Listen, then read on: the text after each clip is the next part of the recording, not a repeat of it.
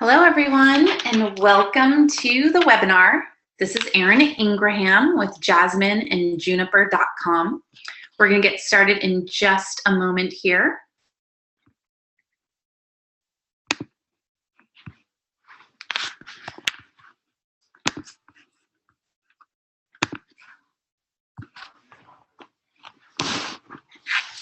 All right. Hi, everybody. Let me get this lighting a little bit better.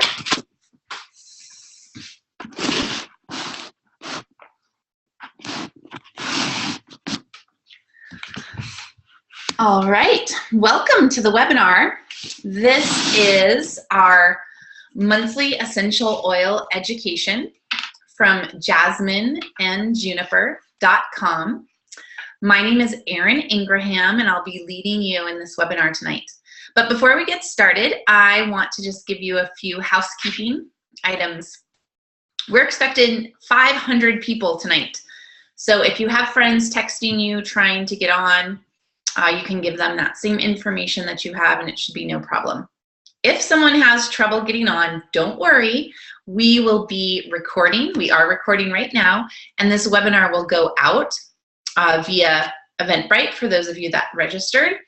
And if you are not registered on Eventbrite, you can go to jasmineandjuniper.com to get registered for the replay of the webinar. You are more than welcome to chat through and ask questions, say hello. I will try to answer some questions at the end of the webinar, so just be thinking about those and go ahead and chat them in, ask them, and we will get to them at the end. Otherwise, we are going to get started. I'm really excited for this. So I'm gonna screen share and bring up my PowerPoint. You guys will, I think, just hear my voice and you'll be able to see my PowerPoint.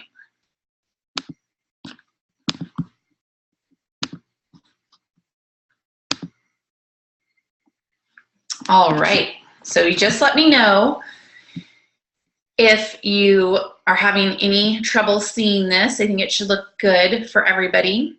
Maybe you could just chat through and let me know that it's all good.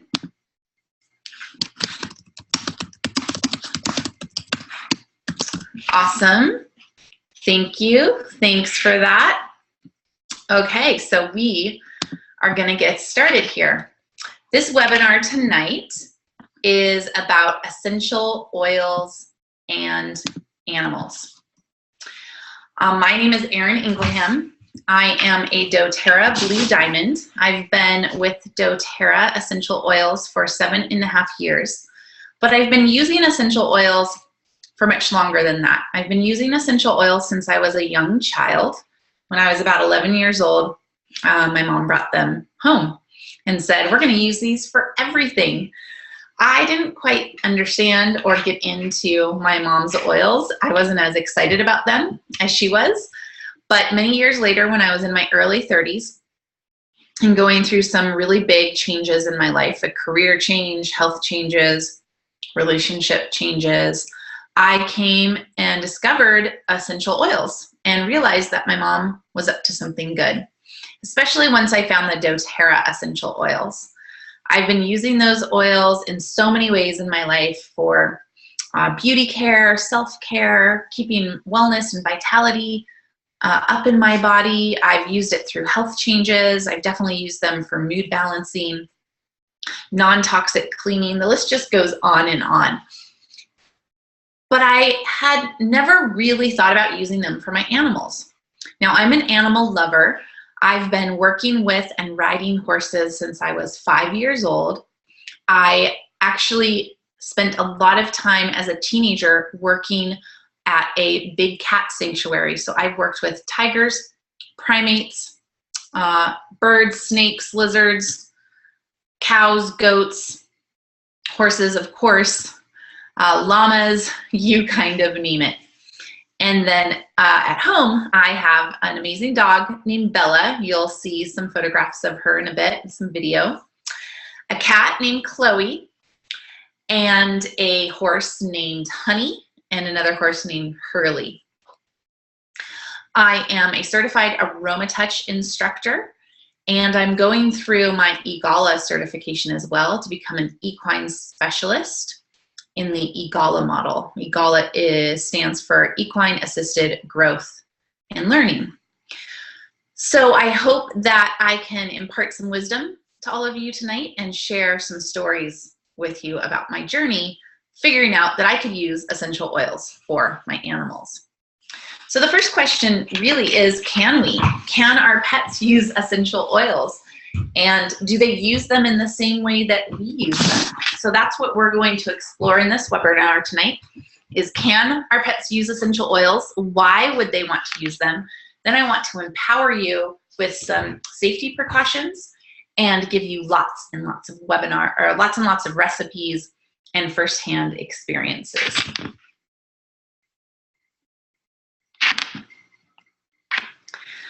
So the first concept that I wanted to bring to everyone's attention is this idea that animals in the wild, especially horses, they will actually self-select different herbs, grasses, bugs even, bark, seeds, and aromas of different plants for the purpose of supporting themselves in health. So you will see, if you were to observe a horse in the wild, you will see that one day the horse is munching on a particular herb. Another day they might even go and lick some rocks to get those minerals. On another day you might see them eating a different type of herb. And if you actually study this and look at what's going on in the horse or the animal's body, physiologically, you will see a correlation to what they might need support with as compared to the plant that they're picking. So animals do this naturally. Now the thing is, especially with our domesticated animals like horses, dogs, cats, caged birds, we have taken away their ability to forage and to self-select. We feed them usually one kind of food. We keep them in environments that are often void of even any plants. If your horse is lucky enough to be out grazing, it's really just one kind of grass that they're getting to munch. And they don't have that ability to do what they were naturally made to do, which is to forage and wander and be able to self-select the plants that they need for their own health situation. Now, if you're interested in learning more about this, Caroline Ingraham is an author and researcher and she goes into great depth about this information. Plus, there's a book out there by Cindy Engel called Wild Health. And she really looks at all the different ways that many different types of animals will actually self-select in the wild.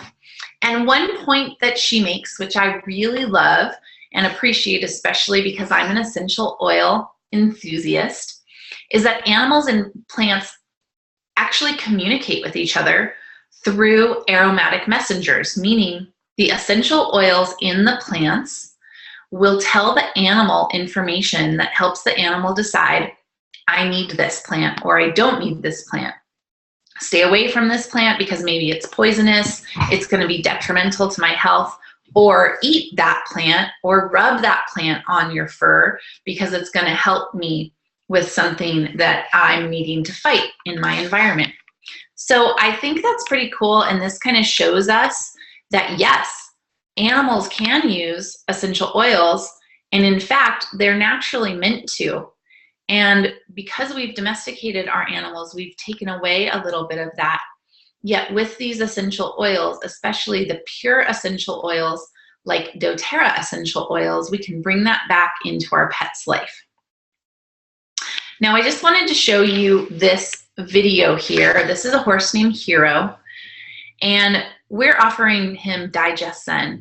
What I find so interesting is how Hero is actually trying to tell Gabe that he wants the DIGESTIVE on his belly. It can be a little hard for the human to notice this. That's why I like to take a video. But in retrospect, when I watch this video and I'm paying attention to Hero's ears and his body language, I realize that he really wants that oil on his belly. And you'll see here in a moment that he kind of pushes Gabe back He walks forward. He says, hey, dude, I want that on my belly. Gabe finally gets the picture and starts to rub it on his belly. And you'll see that Hero is really interested. See how his ears are back? He's really interested in what Gabe is doing. And he's kind of going into a zoned out trance, which means he's quite enjoying what's happening right now. This is self-selection. Hero told Gabe, I want that on my belly. Now there, look when Gabe moves to his back, he actually gets a little agitated. His head comes up, he moves around, and he says, you know, I don't want it up there. Now Gabe isn't noticing this, but that's why we video it. And Hero goes back and says, hey dude, I want it on my belly. I like it on my belly. And I stopped the recording right there. But why I wanted to show you this is I didn't notice any of this. I was the person behind the camera. Nor Gabe nor I noticed everything Hero was saying to us in the moment. But if you can record when you offer oils to your animals, and we're going to talk about offering and what that means, you'll be able to learn so much about the communication. So in this next video, this is BODHI. This is a horse that I rescued a couple of years ago. He's actually no longer in my care, but when he was in my care, he was dealing with lots of issues. He was actually considered a killer horse, and nobody could ride him, and he was a big bully, as you will notice in this video. And we did a lot of emotional transformation work with him and a lot of body work with him. He also had some discomfort in his neck and his legs. And he often didn't really like oils. So usually this is what it would look like when I offered BODHI an oil. That's lavender. And he says, ugh, no, get it away from me, right? Those ears back are actually towards the horses in the background, but it was really clear that BODHI did not want this lavender. Now on this day, I also offered him DIGESTIVE, and I was really surprised at his reaction. So much happens in this video. I'm just gonna be quiet and let you all watch it.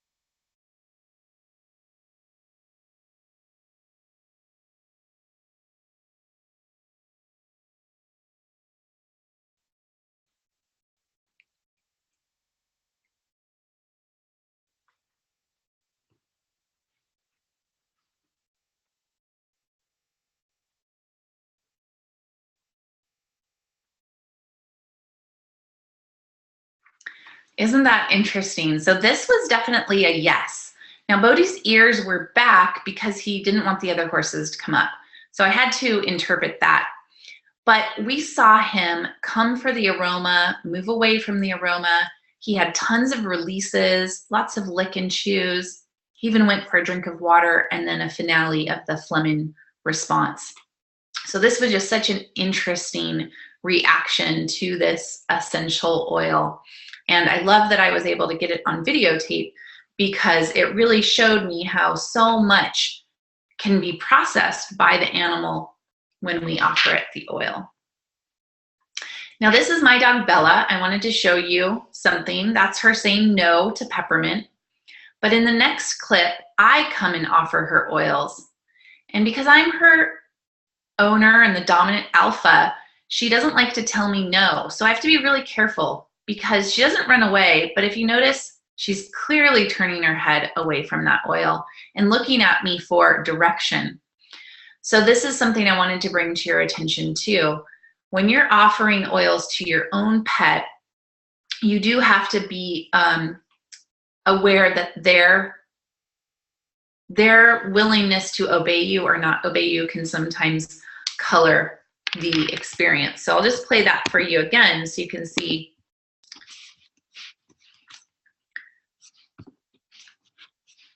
When Gabe offers her the oil, she has no problem being like, hey, dude, I don't want that. I'm out of here. And that's a very clear no. But when I come and offer her the oil, she kind of sticks around. And I could interpret that as a yes, but I know it's actually a no because Bella's just trying to be obedient. So it's something interesting to watch out for.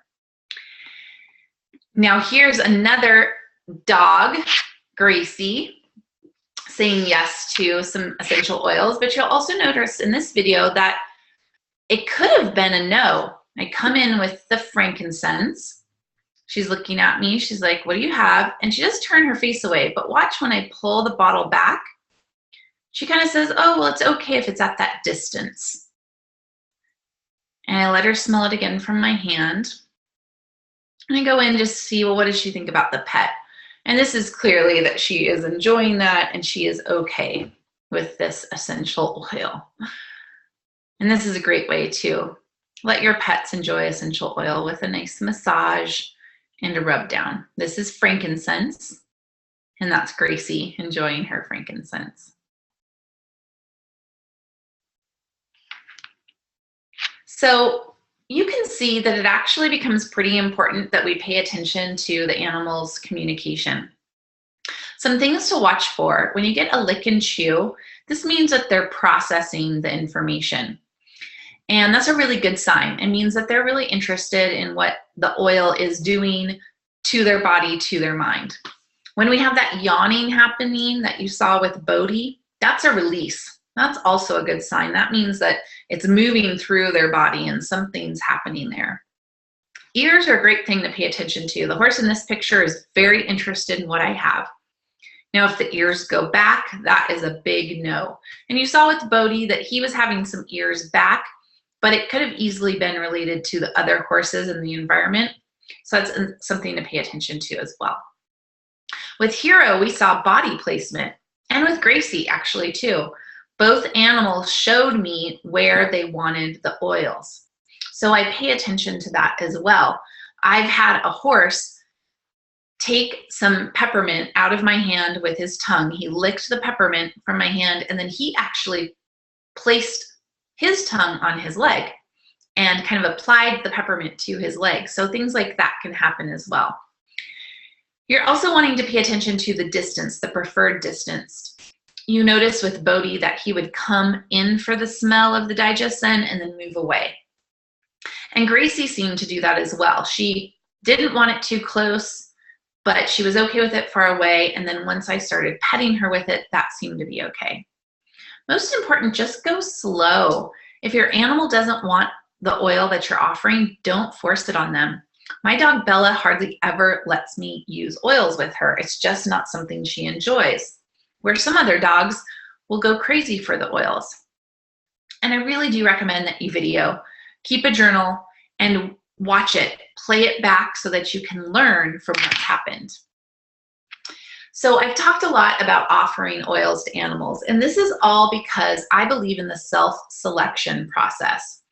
Going along with what I was talking about earlier, that animals would self-select in the wild, we want to give them that same opportunity in our home, at our barn. So these are just some tips that I've learned that help with the self-selection process. First, really make sure that you're in a centered, calm, and patient state of mind.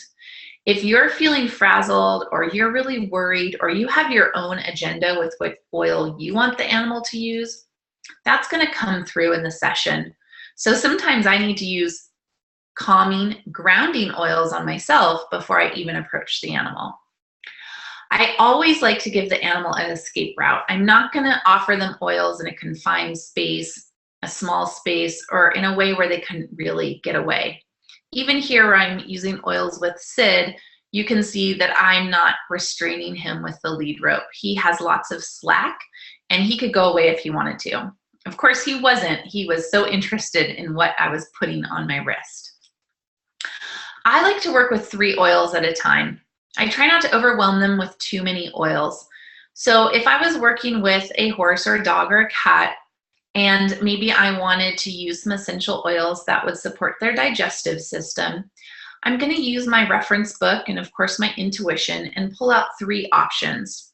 So digestion, I might pull out fennel, Digest Zen from doTERRA, and wild orange. And those are the oils I'm going to offer to the animal, and I'll see which, if any, it chooses. So how does this look? Well, with a horse or a livestock, I can actually open the bottle, hold the bottles in my hands, and let them come to me. So I'm trying not to force the oil on them, but let them come to me. If they show interest, then I'll put a few drops in the palm of my hand and watch for, do they want to lick my hand for internal use? Are they just enjoying the aroma and they just want the aromatic use? Or are they presenting a part of their body that says they would like it topically? With dogs, go slow at the first time. Dogs have very sensitive to smells. In fact, I leave the cap on with the bottle at first. Cats, you need to heavily dilute, and we'll go into detail about this. I usually take my empty bottles and I add water to them, and that's about the right dilution for a cat. Same with birds. They're very sensitive creatures, so we're not going to use full force essential oil with them. So my horse teacher and doTERRA friend, Chris Hoffman, came up with an acronym for using oils with animals, and the acronym is OILS. Offer, interpret, learn, and support. So we offer the oils to the animal, we interpret whether they're saying yes or no and how they would like to enjoy the essential oil.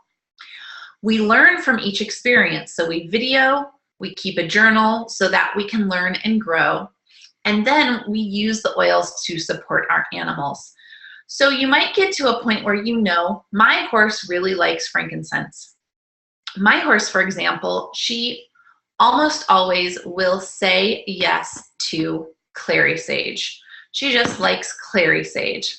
And it's interesting too, because she does need hormonal support. So I know for the most part that I can always use clary sage with her. I still always offer and ask her, but I have it in my database in my head that my horse likes clary sage. I also know that my dog Bella just doesn't like oils, unless she has a need for digestive support, which happens sometimes, and then she lets me use some DIGESTIVE with her. So oils, offer, interpret, learn, and support. Now there's some supplies that you're gonna need if you want to start using essential oils with your pets. First of all, you need very high quality, pure essential oils. And if you follow me on Facebook or my blog, jasmineandjuniper.com, you know that I love doTERRA essential oils. And I love doTERRA essential oils because they are certified pure therapeutic grade. That means there's no harmful contaminants, fillers, additives, and doTERRA has gone above and beyond to make sure that they're very balanced in their chemical constituents and they're completely pure. So these are the only oils I would ever use on my body or with any of my pets. You're gonna want spray tops. You can buy these from Aroma Tools, and these are little spray tops that you can put on your essential oil bottles. That way, when you make your diluted essential oil bottles for your cats out of your empty doTERRA bottles, you can just fill them with water and attach a spray top. For dilution, you might want some fractionated coconut oil and or aloe vera gel. I like aloe vera gel because it absorbs quickly and doesn't have any residue, and especially when you're working with pets and they live outside with hair, using the fractionated coconut oil can sometimes attract dirt. Beeswax is helpful to have around if you make your own salves or lotions. Sea salt is great when you want to mix the essential oil with water. Essential oil and water doesn't normally mix, but if we put a pinch of sea salt in the bottle and add the essential oil to that, then mix that around when we add the water, it will mix. Lots of different jars and containers. It is best to use glass with essential oils, but because you're in a barn environment around animals, you might want a plastic alternative. And if you go to aromatools.com, they do have plastic options. A glass spray bottle is something I'll use a lot, but again, only if I'm in a home environment, not in a barn environment. There are dropper tops that you can get as well on AromaTools, and those are very helpful. Always have a journal and a video camera with you so that you can be learning from your experience and making notes about what your animals like and don't like. Just a few safety items, and this information is pulled from various different reference books that I use. If you have an epileptic or seizure-prone dog or cat, watch out for oils like rosemary, fennel, sage, eucalyptus, hyssop, and camphor. You can substitute frankincense for eucalyptus, and you can use lavender and myrrh for digestive support. If you have a pet with a bleeding disorder, you want to avoid topical application of wintergreen, cassia, blue tansy, fennel, clove, cinnamon, oregano, and birch. Diffusing the oils is okay. When you are working with pets that have a bleeding disorder, you can choose myrrh, helichrysum, frankincense, or lavender instead. When you're working with pregnant dogs and cats, and this would go for horses as well, you want to dilute the oils clove, cypress, eucalyptus, ginger, marjoram, oregano, and peppermint, but consult your veterinarian before you use basil, cassia, cinnamon, clary sage, lemongrass, rosemary, thyme, vetiver, wintergreen, or white fir. Use peppermint sparingly when they're breastfeeding because it can decrease milk production. And of course, never put essential oils directly in the eyes or ears. If it does get in the eyes, immediately apply fractionated coconut oil or organic olive oil directly to the eyes. Do not rinse or flush with water. It makes it much worse. And you want to kind of use wintergreen and oils with high phenols or hot oils very sparingly. So these oils are cassia, cinnamon, bark, clove, lemongrass, oregano, and thyme. I try to avoid using those oils for the most part. Lemongrass I will use sometimes. There is a time and place for oregano and a time and place for clove, but just be aware those are hot and that can bring some sensitivity to the animal's skin. Now, have you heard, is it okay to use essential oils with cats? To oil or not to oil? It's a controversial question, and I'm going to answer it for you. This is my cute little kitten, Chloe. She loves essential oils. She is definitely an essential oil cat. One of her favorites is sandalwood. So why are cats so special? Well, cats are missing a very important enzyme that helps them to basically detoxify out of their liver. And so the essential oils can stay longer in their body than they will in humans and other animals. So it's really about dilution, major dilution, and it's also about making sure that your cat and all your animals, yourself included, are hydrated. So we're just going to give you some dosage here. For cats, it would be 1 drop of essential oil to 2 tablespoons of carrier oil, right? And then you would only have 1 drop of that. Or you can put 1 drop of oil in your hand, rub your hands together. It absorbs mostly into your hands, so when you do go to pet the cat, they're not getting very much of it. For kittens, double dilute that. Again, that's why I take my empty oil bottles, fill them up with water, put a spray top on there, and that's the essential oils I use for my cats. Dogs, puppies 8 weeks and younger, 2 drops of essential oil to 4 tablespoons of carrier oil. And then again, you're just using 1 drop of that. Small dogs, 10 to 30 pounds, get 2 drops of oil to 2 tablespoons of carrier oil. Medium dogs, 30 to 50 pounds, would be 2 to 3 drops in 1 to 2 tablespoons. And large dogs, 50 plus pounds, can get 2 to 4 drops, but the dilution is optional, so you can dilute or not dilute. But always dilute those hot oils. If you're going to use oregano On Guard from doTERRA, cinnamon, thyme, anything like that, you have to majorly dilute. And there are not a lot of reasons to use those kinds of oils with animals. So I get asked a lot, can I put essential oils in their food and water? We put essential oils in our food and water, right? So why can't we do it with the animals? And this is my theory on that. You can give them essential oils in food or water, but always make sure that they have an alternative clean source, because the animals can't talk to us, and food and water are essential to survival. We are the animals' caretakers. So if we're putting something in their food and water that they don't like, they only have two choices: starve or eat it. And if they really don't want it, that's not so fair to them. So what I do is, for my horses, I give them 1 bucket of water that's pure and 1 bucket of water that has maybe some wild orange in there. Or I will put essential oils in their grain and with their supplements, which is an alternative food source. They don't need to eat that. And same with cats and dogs. One thing that I like to do with the dogs is to make treats. And the treat can have the essential oil in it. And so if they don't want the essential oil, they don't need to eat that treat. Here's a cool recipe for making a sweet potato treat for your dog. You basically just take an ice cube tray and you fill it up with sweet potato or pumpkin puree, and you can put 2 drops of essential oil in that mix, not in each ice cube whole, just in the whole mix.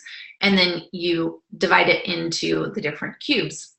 And you might put something like DIGESTION in there if you wanted to have digestive support, or frankincense if you wanted overall immune support. You can have some fun with this. So another great way to use essential oils for our pets is in our cleaning. What we don't realize is all those toxic cleaners that we use on our floors, the pets are much closer to that. And so let's give them a break and use essential oils instead. Lemon and lemongrass, these are great for cleaning. You can wipe off surfaces. You can make your own scrubs for the sink with lemongrass, baking soda, and Castile soap. On Guard is awesome, and doTERRA actually has an On Guard concentrated cleaner. This is a multi-use. You can use it for cleaning. I use it even for washing out skin. Just all sorts of stuff. This is just so great. And then Purify, the blend Purify, highly recommend for all pet owners because it really neutralizes pet odor. So if I'm potty training or there was an accident, I use Purify, takes away the aroma, and then the animal can't smell the urination and won't go back and remark there. So non-toxic cleaning is really great. For horse owners, if you go to a show or a clinic away from your home barn, my recommendation is to spray down the stall with On Guard. And so I will actually get one of those big containers that you might use to spray pesticides. I make sure it's never been used for anything else before. And I filled up with water and about 50 drops of On Guard, and then I just spray the stall and I clean out the stall before I put my horse in there. And for everybody asking questions, just know that at the end of the webinar, I'll get to all the questions. This is a great blend for a spray that you can use on your horse, on your dog, on your cat, before you go out into nature, especially during the spring and summer months. What I do is I take 6 drops of lemongrass, 4 drops of rosemary, 4 drops of lavender, 2 drops of peppermint. I put this in a pinch of salt and then fill it up with 8 ounces of distilled water in a spray bottle. And you do have to reapply often, but I just spray my horses down before we go riding and before I put them back to bed. It smells amazing and it's very effective. This is my horse, Honey. Isn't she a cute girl? She's an 18-year-old Mustang, and she came to me about 1.5 years ago. I started to notice some changes in her behavior, and I just felt like something was wrong. And we went to the vet and found out that, yes, in fact, Honey has had some pretty serious health changes. And so she really needed some endocrine support. Her whole hormonal system needed major support. So I did some research and I talked to some of my colleagues in different mastermind groups that I'm in with horses and oils. And they gave me some oils that I could try. Now, what's so cool about doing this with animals is an animal will make its own blend. So this is actually a blend that Honey made. And what do I mean by that? Well, I took these different essential oils. There's actually a few more oils than ended up in the blend. And I would offer them to Honey, just like I taught you in the beginning of the webinar. And Honey would tell me by her body language, her ears, and her vibe, whether she liked an oil or not. And once she had picked out these oils, myrrh, clove, fennel, and frankincense, I made a blend for her. I started with 20 drops of myrrh because that's a base oil. And then I began to work my way up in the different notes. 6 drops of clove, 4 drops of thyme, 10 drops of fennel, and 10 drops of frankincense. Then I just used an empty 15 milliliter doTERRA bottle and filled it with fractionated coconut oil. And then I shook that all up and I offered that to her as well. And she said yes to that blend. And now I offer her this blend every day. I apply it to her thyroid and she really likes it. So that's Honey's Endocrine Support Blend. If you want to try that out on your horse or any animal or yourself. But more importantly, what's really fun is learning how to let them design their own blend. So I live in Oregon. This is my dog Bella, and we love to go on walks, and you never know what you're going to come across. And so it's very important to make sure that we apply our repellent oils before we go out. These are all options of oils that can be really great. Arbor Vitae, cedarwood, rosemary, lemongrass, TerraShield, lavender, frankincense, or patchouli. And so I let the dog pick, or the cat pick, or whatever animal you're working with. Oftentimes Bella chooses cedarwood. That seems to be her favorite. So I'll take a few drops of cedarwood, rub it into my hands, and then I pet Bella all over before and after our walk. And that keeps her all free of any pests. Now, if you really want to deep clean your environment, you can do this awesome balm. This comes from the book Spoil Your Pet by Mia Frezzo and Dr. Jeremias. You can find that book on aromatools.com. But basically what you do is you need a nebulizer. That's the type of diffuser pictured here. And you're gonna make yourself a blend of 10 drops black pepper, 10 drops oregano, 10 drops wild orange, and 10 drops peppermint. You will take all the animals out of the house and you'll make sure all the doors are open in the home, but the windows are closed, and you'll run this nebulizer, this blend in the nebulizer on high for 2 to 3 hours. You want to leave the house, you want to take all the pets out because that is going to be strong, powerful aroma. You're getting some intense oils all throughout your house. Then you come home, you open all the windows, and you're going to run 10 drops of Purify for 1 to 2 hours. You still have all the animals gone, especially the birds and the fish. They need to all be gone. After you've done this major powerful diffusing, you're going to just vacuum everywhere and everything because you want to get any like eggs, any dead stuff, and get that all cleared out. So that's something you can do on a regular basis for your home to really, really clean the air, clean the carpet, and help with all your pest control. Now I wanted to talk to you about dog reflexology. So just like humans, we have access to all the organs on the bottom of the feet and the paws. And this is something that I do with Bella when she is needing digestive support. She usually says yes to DIGESTIVE, and then I go and I rub a little oil into 0.7 there on her paw. And it often works really, really well.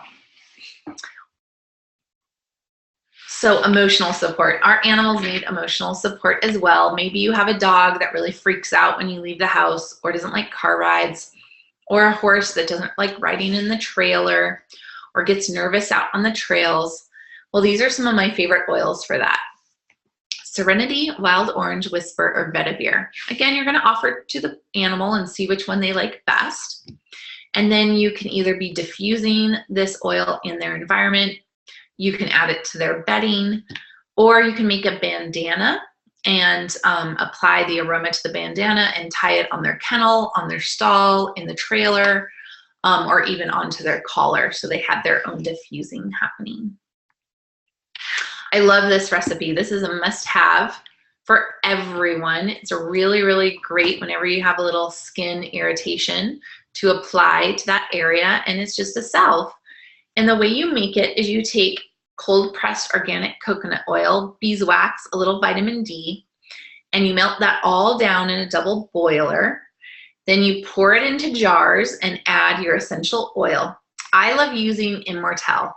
So I do 10 drops of Immortelle to 8 ounces of coconut oil and 1 ounce of beeswax. Now you always add the essential oil after you have heated and melted down the coconut oil and the beeswax, because you don't want to heat up that essential oil, otherwise you'll lose it. And then you just put this in little jars, cool before covering, and this is awesome. It doubles as lip balm for humans. It's great on any kind of little skin irritation that you could possibly have. I always have a jar of this in my tack box and hanging around my house. Oh, that's Gracie. This is my mom's dog, Gracie. She's an Australian Shepherd and Border Collie. And I just love her life and vitality and her youthfulness. Now my dog, Bella, is getting to be 8 years old now. And she is still pretty mobile, but I notice she's starting to not have as much mobility. Same with the horses. My horse Honey's getting old. She's 18. For the most part, she does pretty good, but there's some days where I notice a little discomfort.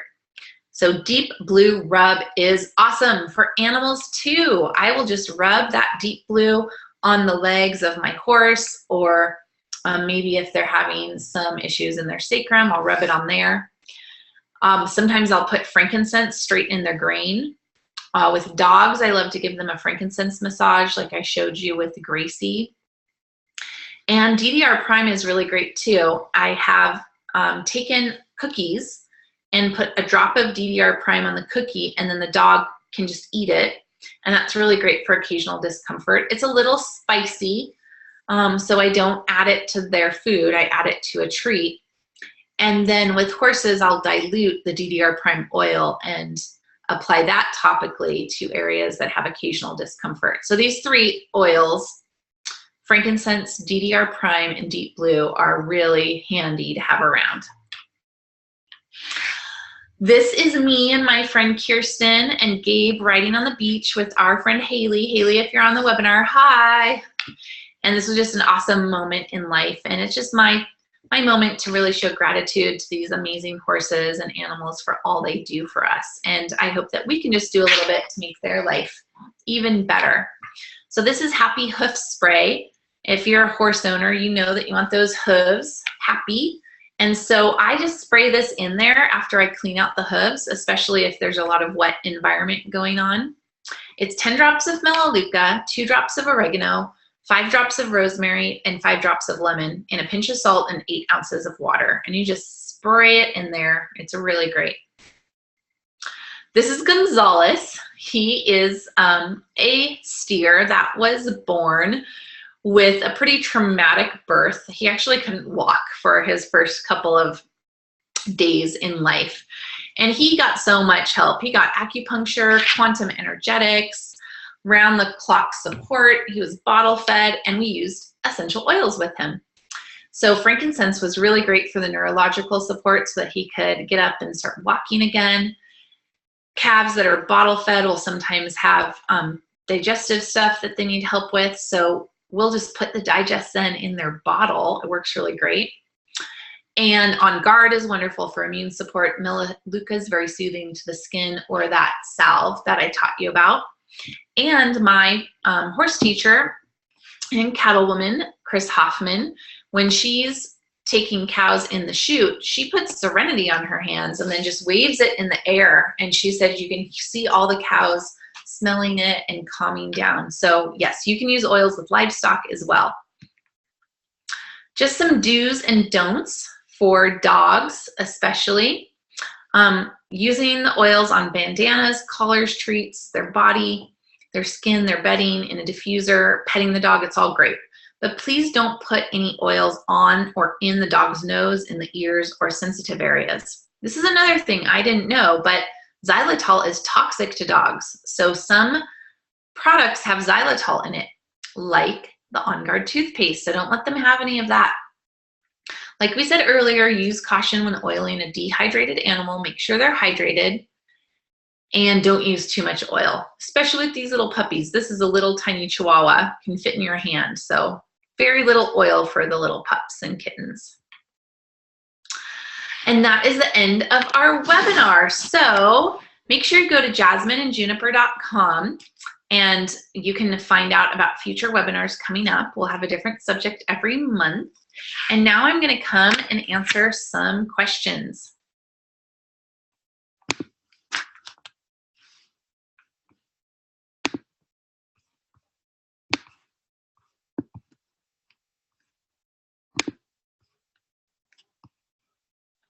Sorry about that, just trying to find my screen. There we are. All right, so let's see what we have here. And I might not get to all of them, I apologize. Are there essential oils that are unsafe for animals? Yep, we talked about that at the beginning of the webinar, so you can go and review to learn about that. If a dog says maybe, looking away but coming back when an oil is held at a distance, do you move permissively straight to the topical application through petting or monitor response? More specifically, how do you determine when topical application is appropriate after the ask? Yeah, I think you just have to really experiment. It's why I recommend videotaping and keeping a journal. This is about developing a relationship with your animal and really learning what their yes is and what their no is. So trust your guts. Why do we use sea salt in the water sprays? So we just use sea salt because it helps the oils emulsify and then it will better blend with the water.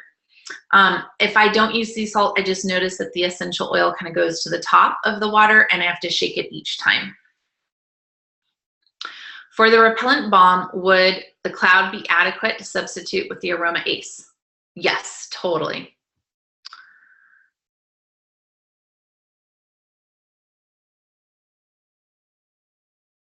So some concern with the deep blue rub. Yes, you want to be careful that you don't use too much, but we are finding lots of luck with horses. But follow your gut and definitely follow advice of your vet. Again, yes, there are oils you should not use or avoid. We talked about it at the beginning of the webinar, so go back and review that. You can also find that information in lots of reference books out there.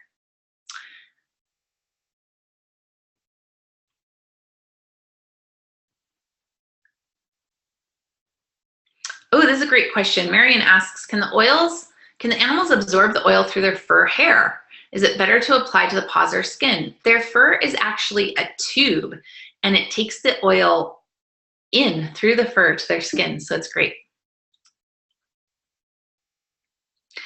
Any suggestions for cats with seasonal sensitivity? So seasonal support for cats, I would probably go with lavender, very diluted. See if your cat likes that. And I apologize if anyone's asking questions about diseases, I can't speak to those. So you can reframe your question if you want. We can talk about supporting a body system or things that are occasional. When will the webinar be available to us? Oh, it will be available very shortly. It's recorded and I will be sending out the recording via email probably tomorrow. Correct X, that's great. Absolutely, I would use it for sure.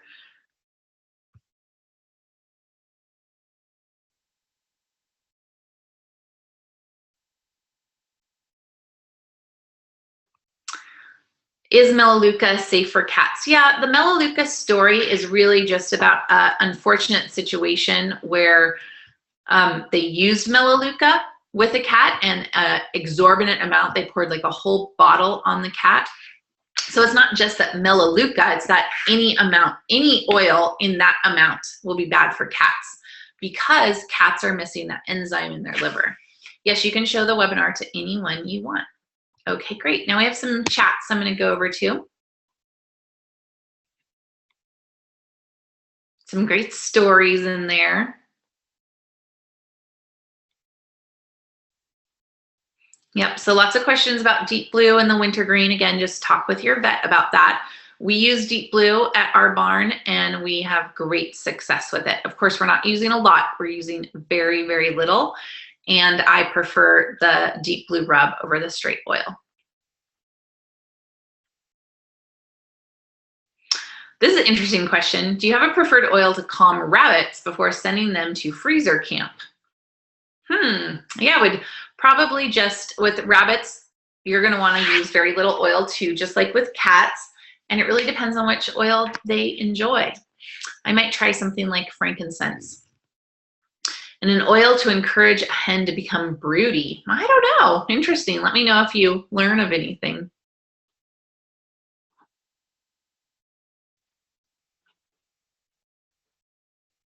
All right. Let's see if there's any other questions before we close up.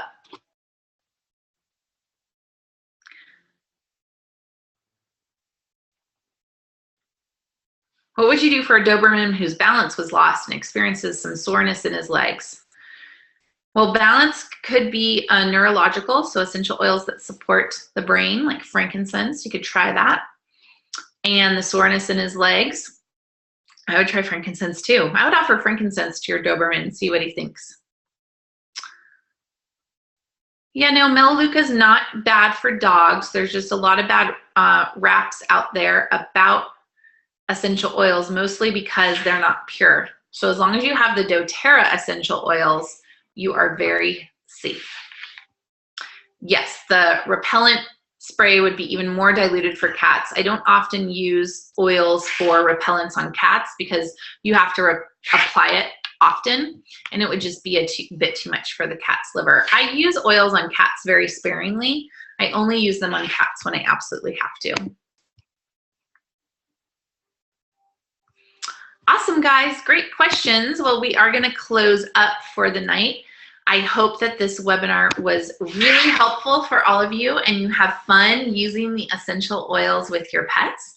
Remember to keep researching, never stop learning, and our acronym OILS: offer, interpret, learn, and support.